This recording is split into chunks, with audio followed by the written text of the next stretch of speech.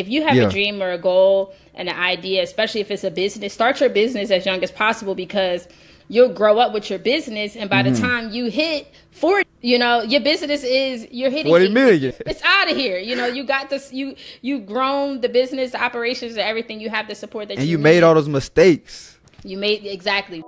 I'm trying to give me a bag. I'm trying to give me a bag. I'm trying to give me a bag. I'm trying to give me a. What's up? You are now listening to FYI FLI, the podcast, and I'm your host, Hassan Thomas, along with Remy, and we are here to share tools on how millennials can budget, save, invest, and understand student debt and credit to achieve financial freedom. If you're a high school student, college student, or someone who's interested in gaining more financial insight, this podcast is for you. I'm trying to give me a bag. I'm trying to give me a bag. I'm trying to give me a bag. I'm trying to. What's up, my FYI Fly folks out there? How y'all doing? I hope y'all doing all right. Welcome to the FYI Fly podcast. My name is Hassan Thomas, aka the kid that did and the man that can, baby. And today we're gonna be chopping it up with speaker, podcaster, and the coach of your coach, the coach of your mentor, Miss Danielle Jeter. Welcome to the show. Oh, what a great introduction. I'm so happy to be here. Thanks for having me. Hey, I'm gonna turn you up. I'm gonna pipe you up. I appreciate that. I ain't even say any of that in my introduction, so you held it down. For sure. I got you. How you doing today? I'm great. And you? I'm blessed and highly favored. Happy to be here with you because, we met originally at Brendan's business meetup and then met again a couple weeks later at Sleepers for Suckers podcast conference. So shout out to all the networking we've been doing. But, now we're here on FYI Fly. And what we like to do, we like to skip the fluff and get right into the good stuff. So, Jeter, I want you to take us back a little bit. Were you always this outgoing, being able to speak in front of large crowds and truly lead them? That ain't easy. So was there a moment in your life where things really changed for you, or was you just naturally built for this? You were just born for this? I will say that I've always been extroverted. I've always been a social butterfly. And, my business and where my life has gone has all stemmed from me being an artist. So wow. I started dancing at the age of 6 years old, and I've danced all through college. I've done theater arts and ballet, jazz, modern, African dance, hip hop dance. And so as a performer and an artist, you are in front of people, you are entertaining people, you are performing, you are moving the crowd, spreading emotions, and it's a very powerful art form. And so I had to be confident. I had to be brave. I had to, go out there and get in front of people, because if I didn't, then I would not have had the opportunity to grace as many stages as I have. So I started out on the stage as a performer, and now I'm speaking on stages. Come on. What do you think about the quote, action breeds confidence? What do you think about that quote when I say that? I think that's a new quote for me. I'm not sure if I'm familiar with that one, but I will say that that's true. And just to give another story, so I grew up in the church, and at one point we were attending church with my uncle, who was the founder and pastor of his congregation. And I was known as the family dancer. So any type of family reunion, family gathering, Danielle had to perform. You was turning everybody up. They gave me a song. They put me on a program and all right, Danielle gonna perform at this time. So I was the little performer all the time. And so that also translated into church as well. So I had an issue at one point with dancing by myself and doing solo. So I always wanted to have somebody with me dancing. And my uncle was Danielle, you have to get used to doing this by yourself. You have to get comfortable with solo dancing. So he made me perform and dance at church every single Sunday, solo dance, until I was comfortable with doing it by myself. And that broke me out of it. Yep. So I would say action does breed confidence, because I wasn't confident. I was confident in my dancing, but I didn't want to dance by myself. But that made me step up to the plate and really overcome that little hurdle that I had. Come on. I got a story to match that as well. So when I was in college, I wasn't really a good public speaker. And, I would present in class and things of that nature. And I would be up there, my leg would be shaking. I'll be trying to read the PowerPoint and everything and just read off there. And then when I turn around to actually speak, I really wouldn't know what I was talking about. So I was nervous. I was shaky. But now with financial literacy, when I'm speaking about it, I think what has changed is the knowledge. So I have the knowledge. I know what I'm talking about. I've studied it. I feel confident in it. And from that, application of knowledge, I'm now truly confident. I now can talk about it without having to read off a PowerPoint, without having to, mumble and stumble and things of that nature. So I definitely think for anybody listening, the action breeds confidence. Knowledge brings confidence. Whenever you don't know something, whenever you fear something, you're going to stay away from it. But whenever you get out there, try it again, learn different ways, learn from different people like Jeter that we have here today.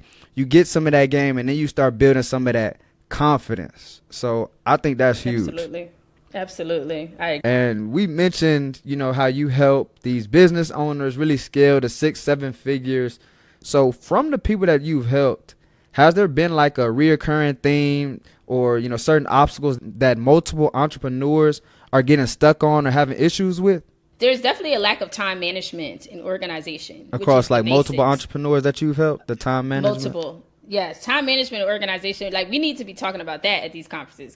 Maybe. You know what I'm saying? Like, we got to get our back office organized. People missing emails. They not responding to things. Mm-hmm. The communication is lacking. And so that means you got a lot on your plate and you got a lot going on. Yeah. And that's okay until it's not okay, right? So that means that there's some capacity issues that's happening. You might not have support in your personal life and your family life, or you might not have support in your business where you have an assistant or somebody who can, help you move things along. Mm-hmm. So there might be a little bit too many things on your plate, which is why I always encourage young people to get started immediately. If you have a dream or a goal and an idea, especially if it's a business, start your business as young as possible, because you'll grow up with your business, and by the time you hit 40, your business you're hitting 40 million. You know what I'm saying? It's out of here. You got this. You've grown the business, the operations, and everything. You have the support that and you made all those mistakes. You made exactly while if you don't have children, it allows you to just focus in on your business without your business having is a dependents.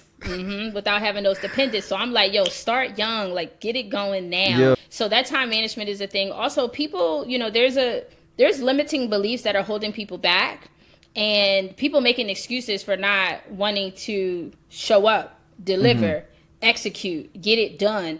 Oh, I'm gonna wait till next year and invest. Next year? We got 5 months left in the year. What are you going to do between now and 2024? Nah, that's bad.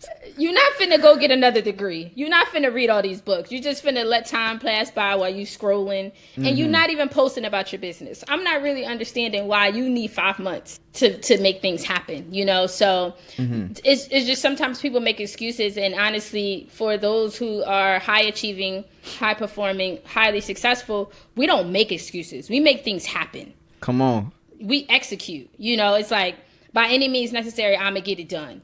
Yeah. Regardless, there's all of these options. Let me be solution oriented. Let me find another way to make it happen. Even if you fall and you get back up, but you're going to continue to move forward. So we got to kill the excuses.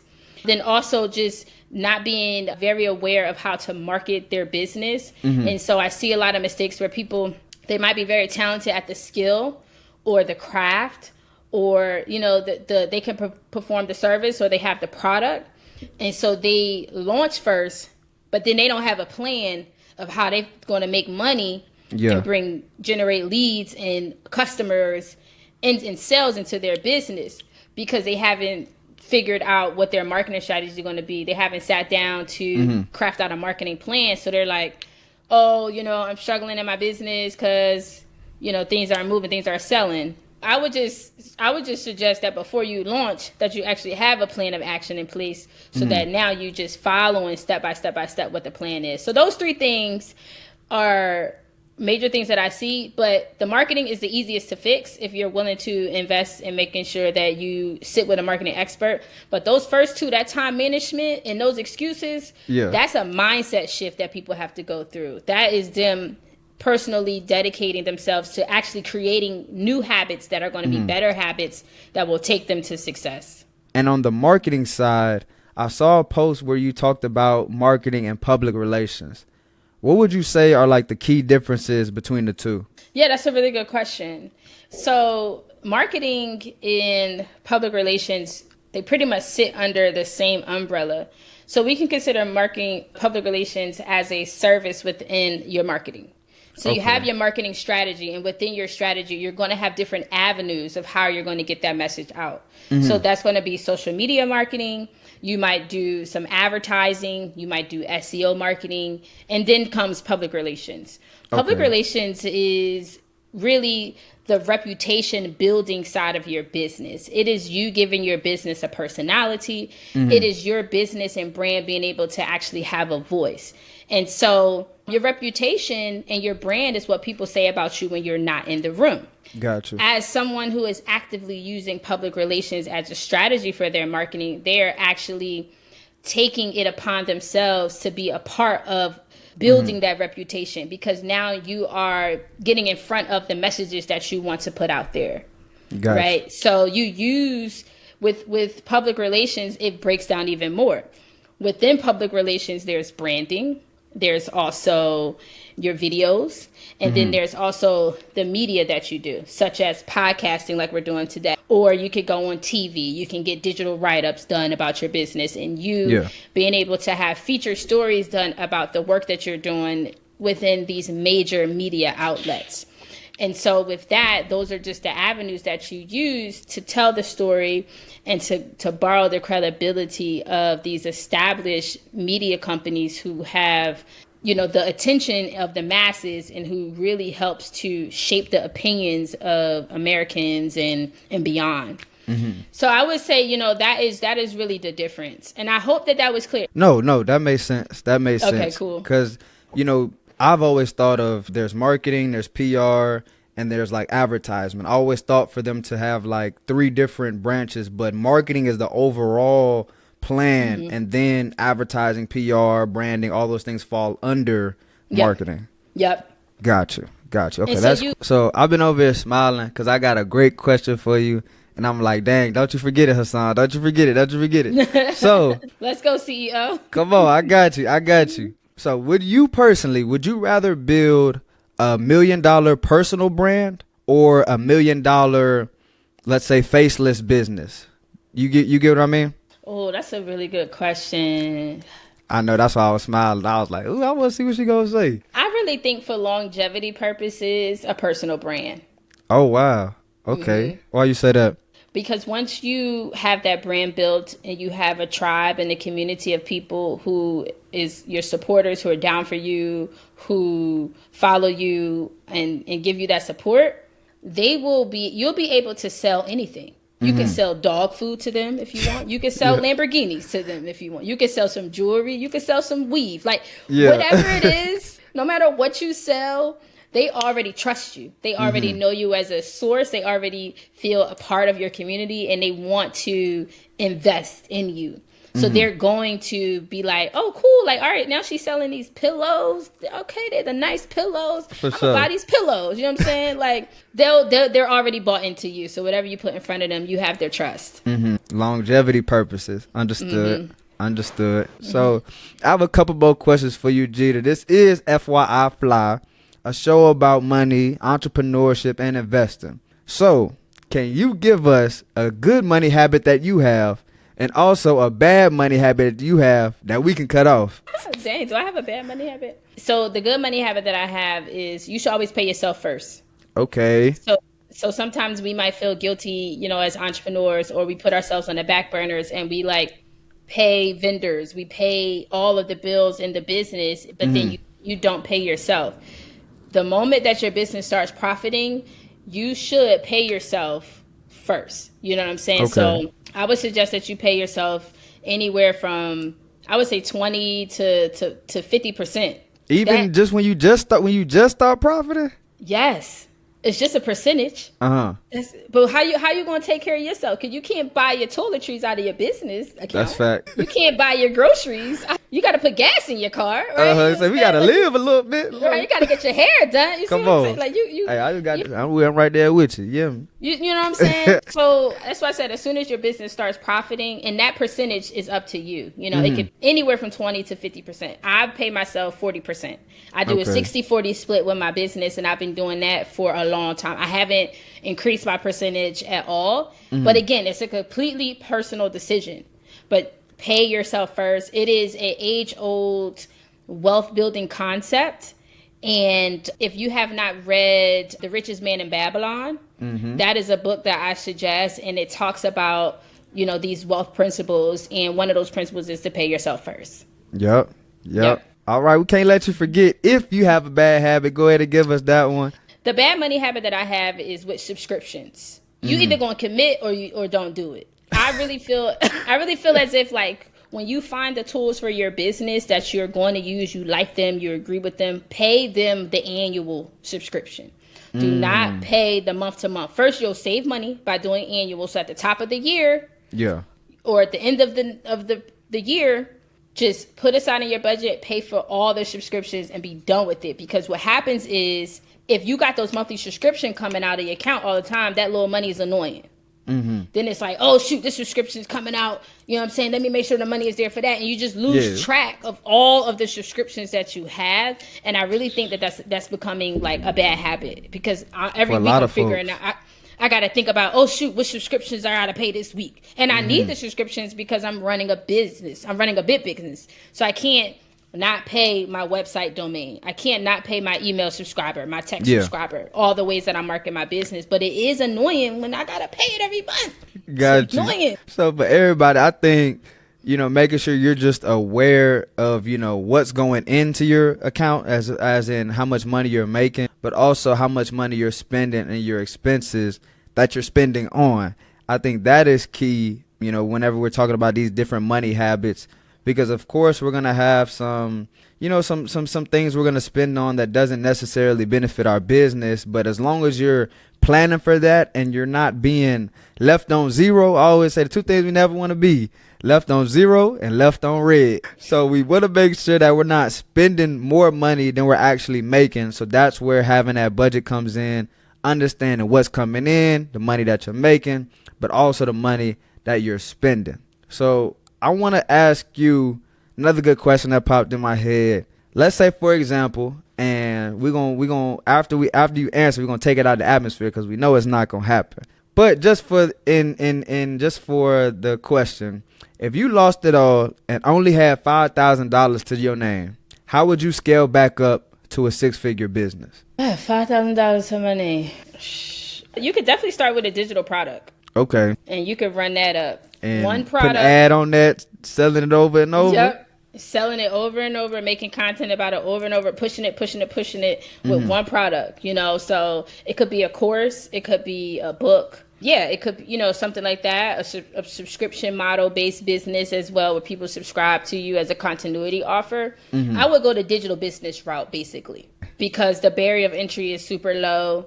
You don't have to spend a lot of money to get into the business, and you can literally start to make that money right back if you are going to be super engaged with your marketing, learn as much as you can, and be consistent in your marketing. Okay. Come on, great answers. Come on, great answers. Thank you. Digital business all day. Yes, let's get it. I love it. And the other thing about that is you can be anywhere and run this business. So if you travel, I seen that. I see it. You know what I'm saying? Like, say for something happened, like you said, and you might have to move back home with a family member. Hey, at least you can still run your business from your computer. Your digital business. You know, or if you traveling to Thailand, huh? Come on. If you're going to Thailand, that's right. Could still work, still make it happen.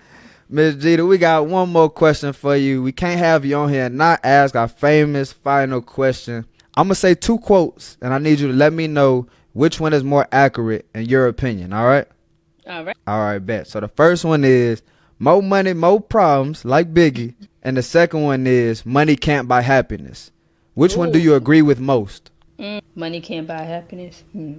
More money, more problems. Ooh, I wasn't expecting you to go there. Why you say that? I think because when people figure out that you got money, then you're going to have people who try and use you, people who try and get over on you, People going to like overcharge you. You know, I was like really reading up on some information from, you know, a lot of our celebrities or a lot of our like really big influencers who are like 8 figures, multiple 7 figures. And they say, because people know who they are and they know that like if they make a call and request for services and they know that that is for them, they're going to, you know, try and three times the price because they're like, and they I know you got it. They got the money. So let me run the bag. You know what I'm saying? Let me hike my prices, you know, price gouging. And so what's crazy, I'm sorry to interrupt, most of the times though, it be the black businesses that do it to the black celebrities. Yep. That's the you know what I'm saying? So that's one of them problems. So more money, more problems. But I feel like money, you said money can't buy happiness, but it could buy it could buy some happiness.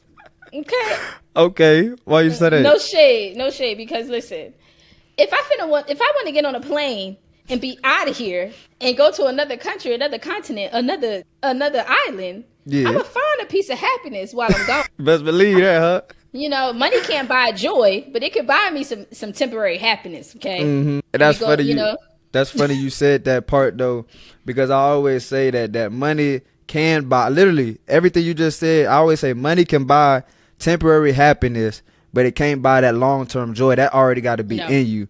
But you are 100% right. You know, you especially think about folks you was in, not in Ohio, you was in Philly.